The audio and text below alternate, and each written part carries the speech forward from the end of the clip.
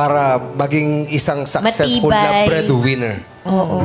Ano po, hindi ko po siya tinitingnan na responsibilidad.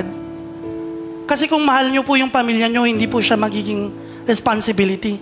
It's out of pure love po. Kasi po, namatay po yung nanay ko ng very young age. So, pinangako po sa tatay ko na alagaan ko siya kasi hindi ko po yun nagawa sa nanay ko. Sana po nandito pa ngayon yung nanay ko kasi nakakapag-travel na kami ngayon. Nakakapunta kami sa mga bagay-bagay na gusto namin, unlike before.